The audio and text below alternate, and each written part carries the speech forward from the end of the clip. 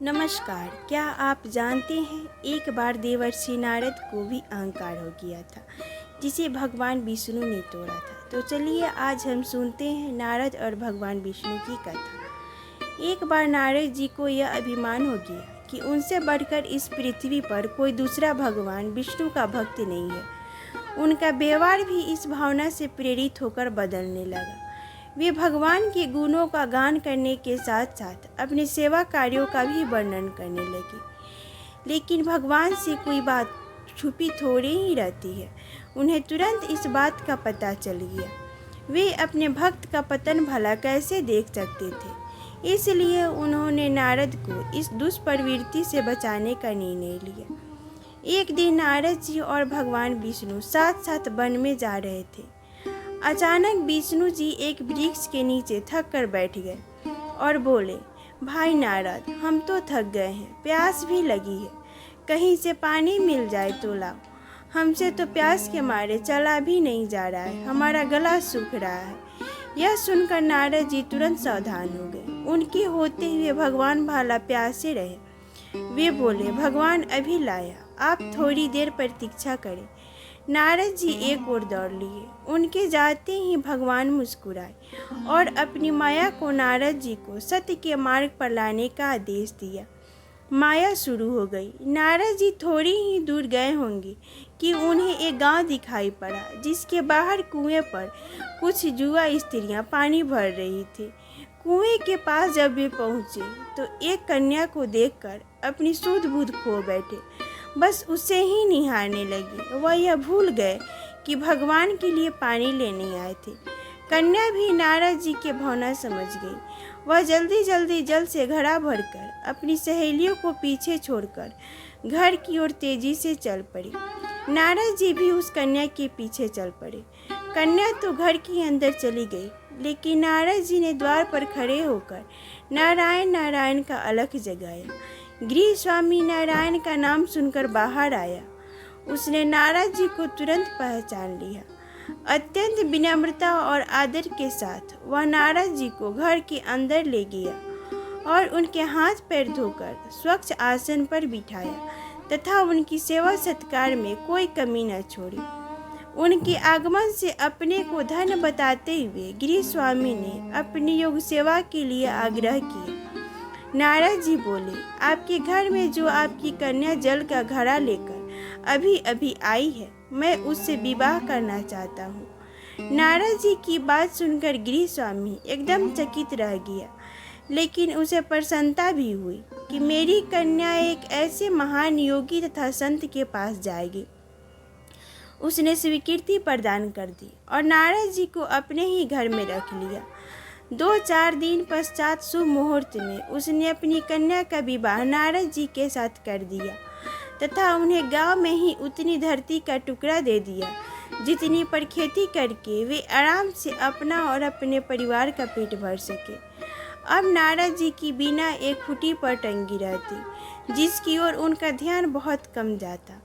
अपनी पत्नी के आगे नारायण को वे भूल गए। दिन भर खेती में लगे रहते, कभी हल चलाते, कभी पानी देते, कभी बीज बोते तो कभी निराई गुड़ाई करते। जैसे जैसे पौधे बढ़ते उनकी प्रसन्नता का पारावार न रहता। फसलें हर वर्ष पकती कटती, अनाज से उनके कोठार भर जाते। नारद जी गांव के एक संपन्न किसान माने जाने लगे। वर्ष दर वर्ष बीतते चले गए और नारद जी की गृहस्थी भी बढ़ती चली गई। 3-4 लड़के लड़कियां भी हो गए। अब नारद जी को एक क्षण की भी फुर्सत नहीं मिलती थी। वे हर समय बच्चों के पालन पोषण तथा पढ़ाई लिखाई में लगे रहते अथवा खेत में काम करते रहते थे। अचानक एक बार तेज बारिश हुई, जिसने कई दिनों तक बंद होने का नाम ही नहीं लिया। बादलों की गरज और बिजली की कड़क ने सबके हृदय में भय उत्पन्न कर दिया। मूसलाधार वर्षा ने गांव के पास बहने वाली नदी में बाढ़ की स्थिति पैदा कर दी। चारों ओर पानी ही पानी फैल गया। कच्चे पके सभी मकान ढहने लगे। घर का सामान बह गया। पशु भी डूब गए। कई व्यक्ति मर गए। गांव में त्राही त्राही मच गई। नारद अब क्या करे। उन्हें भी घर में जो थोड़ा कीमती सामान बचा था उसकी गठरी बांधी और अपनी पत्नी तथा बच्चों को लेकर जान बचाने के लिए पानी से होते हुए बाहर निकलने लगे। नारद जी बगल में गठरी थामे एक हाथ से एक बच्चे को पकड़े और दूसरे हाथ से अपनी पत्नी को संभाले हुए थे। पत्नी भी एक बच्चे को गोद में और एक का हाथ पकड़े धीरे धीरे आगे बढ़ने लगी। पानी का बहाव अत्यंत तेज था तथा यह भी पता नहीं चलता था कि कहाँ गड्ढा है और कहाँ पत्थर। अचानक नारद जी ने ठोकर खाई और गठरी बगल से निकलकर बह गई। नारद जी ने गठरी कैसे पकड़ते, दोनों हाथ तो घिरे थे। मन में सोच कर सोचा फिर कमा लेंगे।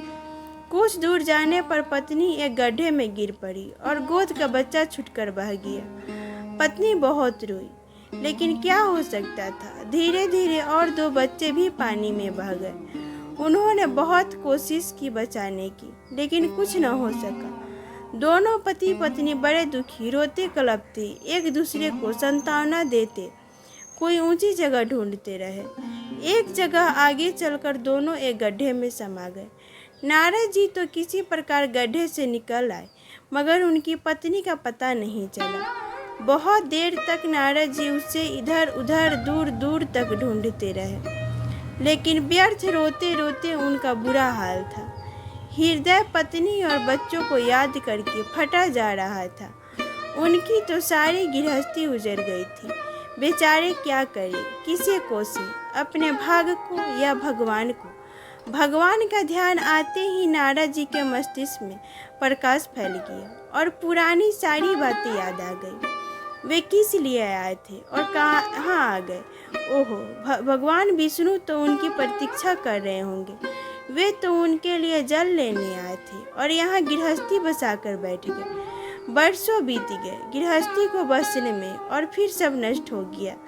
क्या भगवान अब भी मेरी प्रतीक्षा में उसी वृक्ष के नीचे बैठे होंगे। यह सोचते ही बाढ़ नदारद हो गई। गांव अंतर ध्यान हो गया। वे तो घने वन में खड़े थे। नारद जी पछताते और शर्माते हुए दौड़े।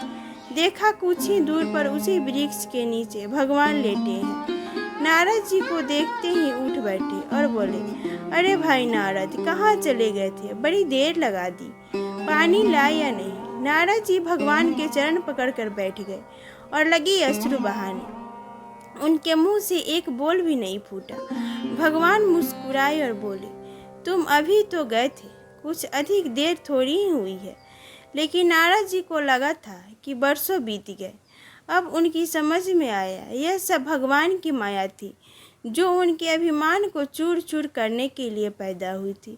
वे सोचने लगे, उन्हें बड़ा घमंड था कि उनसे बढ़कर त्रिलोक में दूसरा कोई भक्त नहीं है। लेकिन एक स्त्री को देखकर वे भगवान को भूल गए। उनको पछतावा होने लगा और उनका घमंड भी जरा सी देर में ढेर हो गया। वे पुनः सरलता और विनय के साथ भगवान के गुण गाने लगे। Thanks for watching. Please like, subscribe and share.